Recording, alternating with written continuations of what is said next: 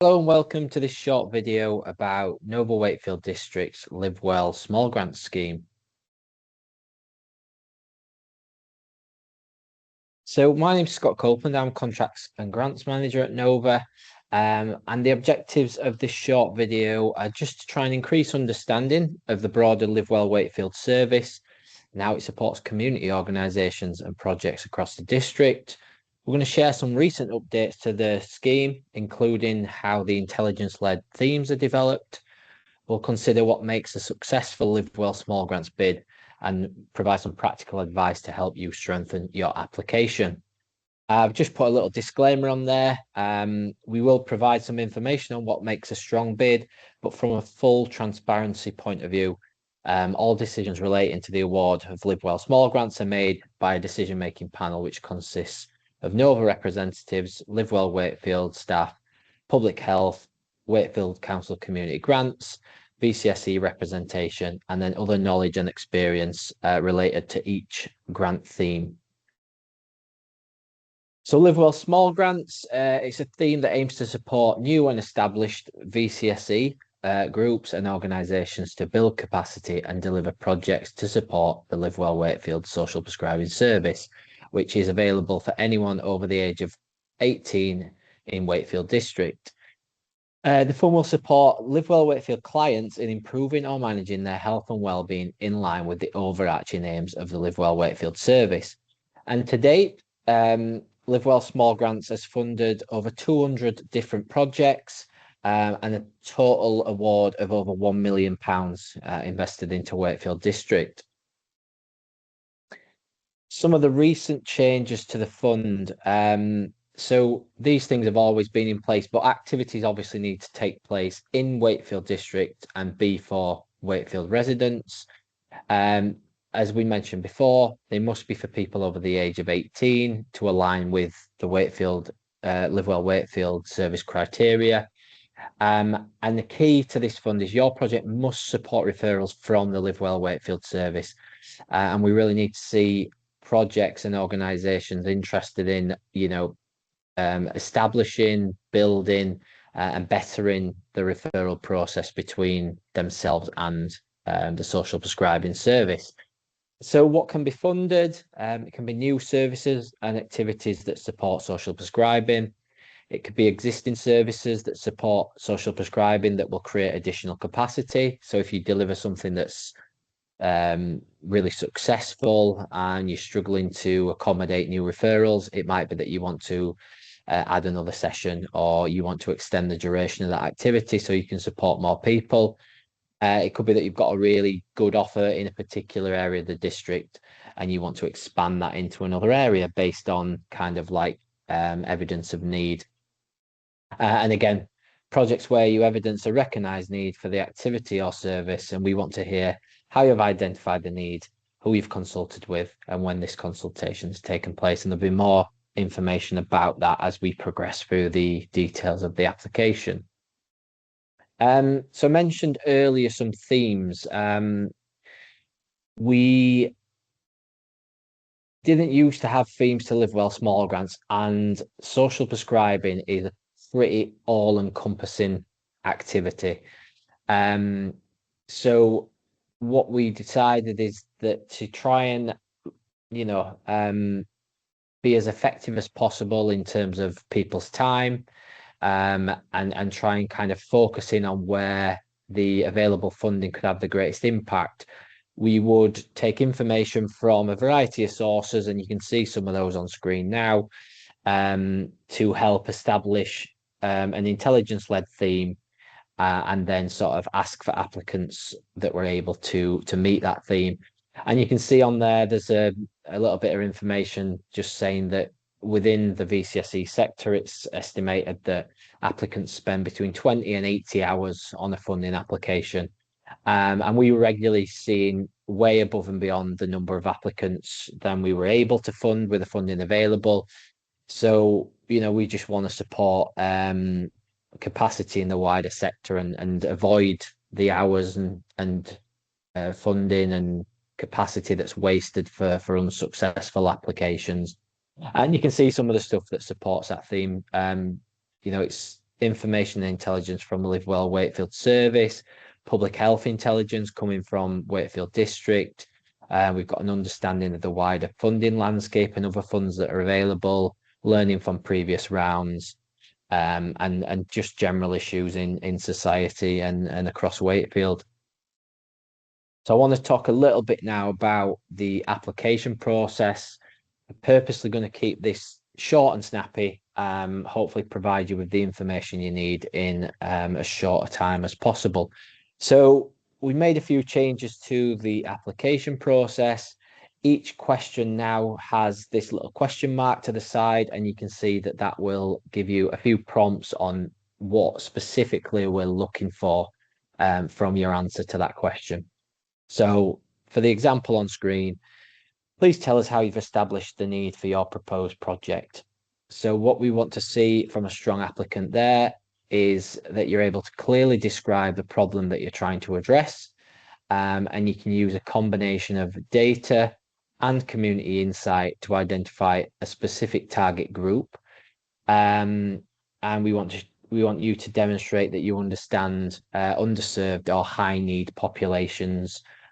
So who is it that's really going to benefit most from your proposed activity? As it kind of says on screen there, these prompts now align 100% with the information that panel members will be basing their initial scores on. So each question is has multiple levels to it. When we look at data, you can consult things like Wakefield's Joint Strategic Needs Assessment or JSNA. Community insight is really coming from your existing work. And then, identifying a specific target group, quite often just knowing kind of who you're going to work with, and what places you well to serve that population, makes a really strong answer to the question 3B. The reason we started on question 3B is because the rest of them are just quite generic about your organisation, and they're not scored as part of your application. Question 4, what barriers do you anticipate and how will you overcome them? So again, what we're looking for here is an understanding of why people may not engage and the barriers that they may experience to engaging with your offer. And there are some listed on screen there. So that can be transport, cost, confidence, cultural barriers. And again, we want to see that you are understanding of these, but also that you can provide realistic solutions to support those individuals to overcome some of the barriers. And there's a little extra tip on there, which is thinking about the journey from referral to participation. Quite often people are lacking on that initial motivation. They may have anxieties or whatever it is. So how can you really take extra steps to support people to take their initial steps into the activities that you're delivering? And yeah, it says consider how you'll adapt if things don't go into plan. So that could be, factoring enough time to follow up with people if they don't attend on the first session, or if they come once and then they drop off. Sometimes people just need that extra little bit of support in those early stages. Question 5, how will you know if your project has made a difference and what evidence will you collect to support this? So again, what we want to see is that your project is focused on outcomes, not just people attending, and that you can clearly explain what will change as a result of the project.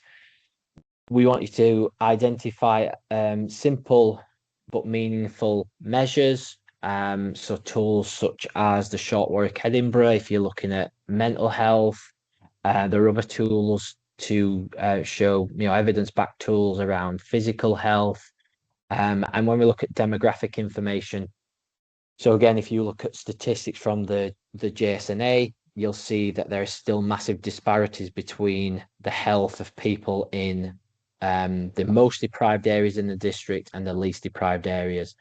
So even if you were just collecting something as simple as a postcode for people that attended, and you could say, this percentage of people are coming from IMD1, IMD2.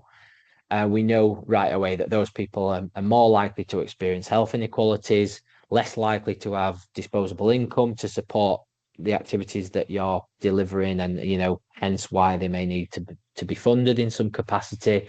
So really think about the information that you can collect. It needs to be proportionate to the intervention that you're delivering, but quite often some simple things can make a real difference, and also help guide you in terms of what you might need to do to strengthen that in the future.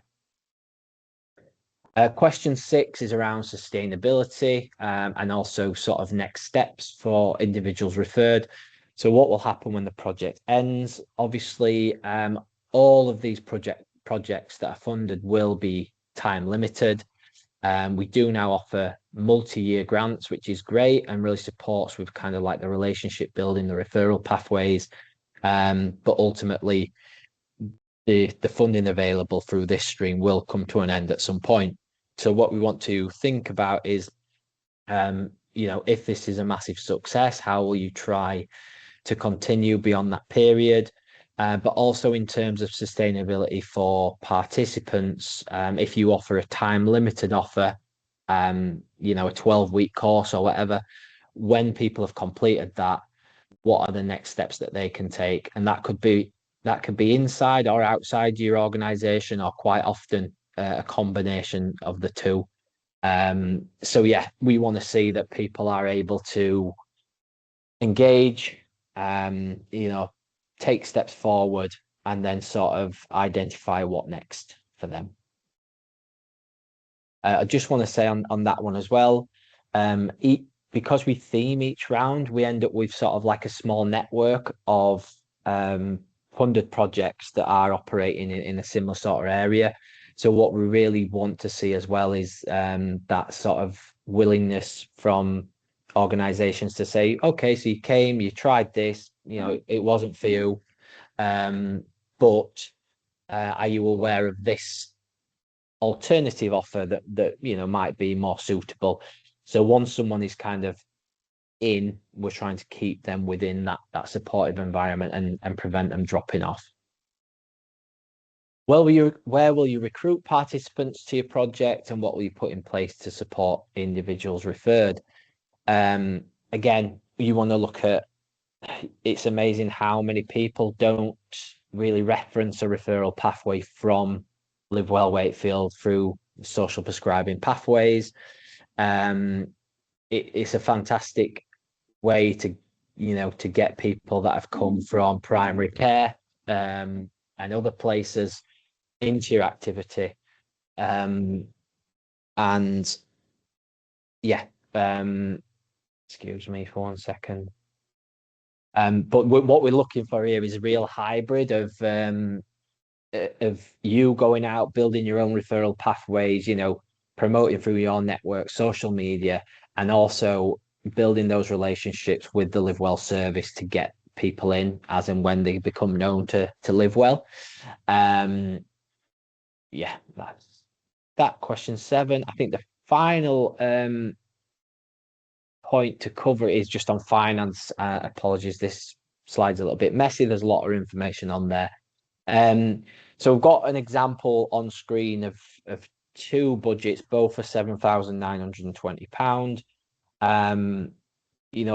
The first on the left-hand side is what we call a high-level budget: staffing £5,000, equipment £1,000, participant access costs £600, and then a contribution to costs or full cost recovery at 20% of the total amount. That's fine. It gives an idea of kind of the sort of things that are going to be funded. But from experience, when you're able to break that down and show that you've given it a lot of thought and consideration, panel members really appreciate that transparency. So the example on the right hand side has got the same sort of high level allocations, but breaks that down, and you can see kind of, you've got your different delivery time, follow-up, monitoring and reporting. In terms of equipment, you can see how that's been costed up and what it'll be spent on. Participant access costs. Again, you've got the amount and you've got the sort of means there at sort of day saver bus passes for people to sort of break down the barrier. And then again, in terms of core costs, the applicants just brought that down into those sort of, overarching things that are essential for your organisation and delivery that are not fully funded through this grant.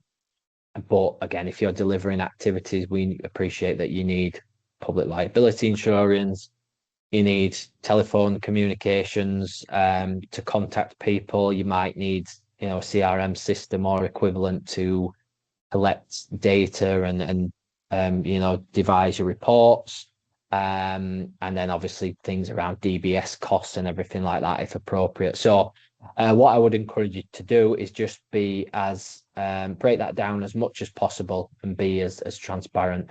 And obviously the justification for that is built in to the earlier questions as to, why you need the additional equipment or why 100 day saver bus passes is going to be a good use of that funding as part of your overall budget.